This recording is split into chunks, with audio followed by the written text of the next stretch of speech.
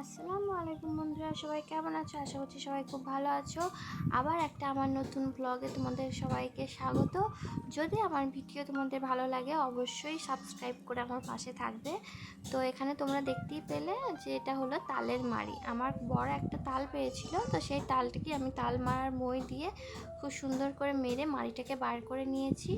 আর এটাতে আমি একটু নুন আর চিনি দিয়ে আমি এখন তালের মাড়িটাকে খুব সুন্দরভাবে জাল দেওয়ার পর মাড়িটা ঠান্ডা হওয়ার পর একটু গরম গরম যখন ছিল তখনই আমি ময়দা দিয়ে এটাকে সুন্দর করে মেখে আমি প্রায় 3 ঘন্টার মতো রেখে দিয়েছিলাম। কারণ আমি যখন রান্না করছিলাম তখনই আমি এটাকে সুন্দর করে মেখে রেখে দিয়েছিলাম। আর তার ফলে আমি যখন বিকেলে এটা করছিলাম এটা এত সুন্দর ফোলা ফোলা হয়েছিল এবং ভেতরটা এত স্পঞ্জি হয়েছিল সেটা তোমাদেরকে বলে বোঝাতে পারবো না। আর এটা খাওয়ার পর আমার কর্তামশাই এত তারিফ করেছে আমার, সেটাও তোমাদেরকে বলে বোঝানো যাবে না। তো প্রথম আমি যখন করি তখন কিন্তু খুব একটা ভালো হতো না, তাও আমার বর বলতো ভালো হয়েছে। তো এটা মানে আমার লাইফে এটা সব থেকে ভালো হওয়া তালের ফুরুলি। তো তোমাদের কার কার পছন্দ? আমার বর তো খুব খেতে ভালোবাসে, সেই জন্য আমি নানান ধরনের রান্নাও এখন আপাতত শিখে গেছি।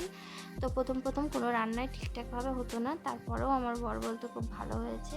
সেই জন্যই হয়তো আমার আরও আগ্রহটা বেড়ে গেছিলো যে না, আমি যেরকমই করি আমার বর যেহেতু রাগারাগি করে না, পছন্দ করে, সেই জন্যই কিন্তু আমি আরও সাহস নিয়ে জিনিসগুলো বানানোর চেষ্টা করতাম।